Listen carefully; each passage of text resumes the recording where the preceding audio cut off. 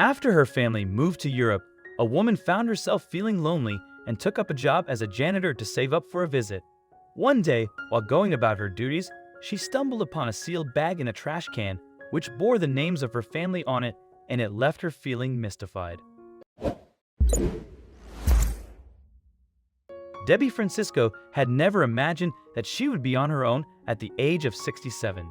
She and her husband Douglas had raised 3 children, but shortly before he died, their oldest had moved to Australia and the other 2 followed her out. Now Debbie was alone and loneliness was her worst enemy. Traveling to see her children was impossible. The trip was incredibly expensive and Debbie's pension was very small. In order to save up for a visit to Australia, Debbie took a job as a cleaner in a big apartment building. Getting the job in the first place had been difficult because no one seemed willing to give a physically demanding job to a woman her age, but Debbie had managed to convince the building's administrator to give her a chance, and he'd been more than happy with the results. It was a challenging job for a woman her age and sometimes painful because of her arthritis. Nevertheless, Debbie did her best. What she earned went straight into her savings account, but the money was piling up painfully slowly. Debbie's excellent work did not go unnoticed by the building's residents who would often give her tips. One day, a conversation with one of the residents would end up changing her life. Debbie was busy cleaning the elevator when Mrs. Yarrow walked in. She smiled to see Debbie cleaning the mirrors to a high polish. "Good morning, Debbie," she said. "How are you?" "I'm fine, Mrs. Yarrow." Debbie smiled, but Mrs. Yarrow could see that her eyes were swollen and red. Mrs. Yarrow frowned. "You don't look all right. Can you take a few minutes off and come have a cup of coffee with me?" Debbie nodded and followed Mrs. Yarrow up to her apartment. Soon Debbie and Mrs. Yarrow were sitting down to a hot cup of coffee. "Now, Debbie," her hostess said, "tell me what's wrong." Debbie burst into tears.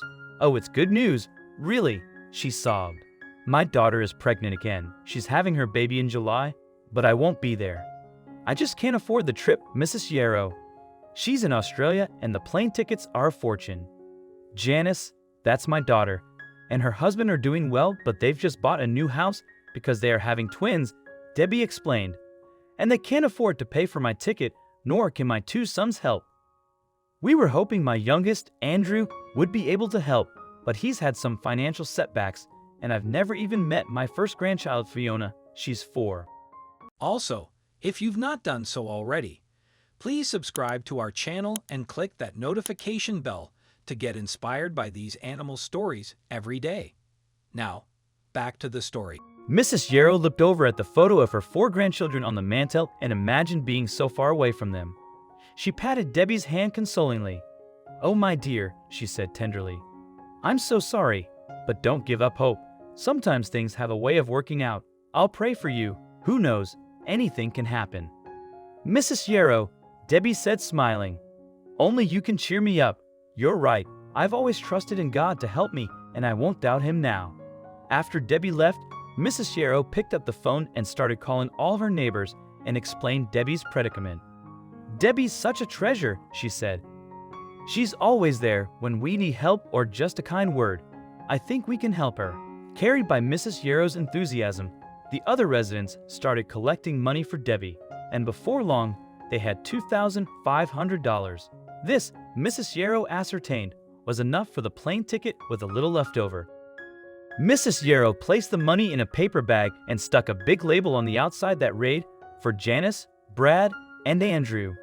Then she sealed the bag and placed it in the trash can in the lobby, which she knew was the first one Debbie cleaned when she arrived in the morning. The next day, Debbie arrived bright and early as always, and the first thing she did was empty out the trash container. She lifted the lid of the can in the lobby and gasped. There was a paper bag in there, with her children's names on it. Debbie pulled it out with trembling hands and opened it. She couldn't believe the sight that met her eyes. Inside was a neat stack of bills wrapped with a bright pink ribbon and a note that read, "Bon voyage." Debbie started crying, picked up the bag, and ran to Mrs. Yarrow's apartment. She rang the doorbell and held up the packet to a smiling Mrs. Yarrow. "You did this," Debbie sobbed. "Thank you." Mrs. Yarrow gave the weeping Debbie a big hug and told her, "It was all of us, Debbie. We just wanted to show you how much you mean to us." After 2 months, Mrs. Yarrow drove Debbie to the airport to embark on her long journey to Australia. 2 days later, Debbie reunited with her beloved children and finally met her sweet little granddaughter.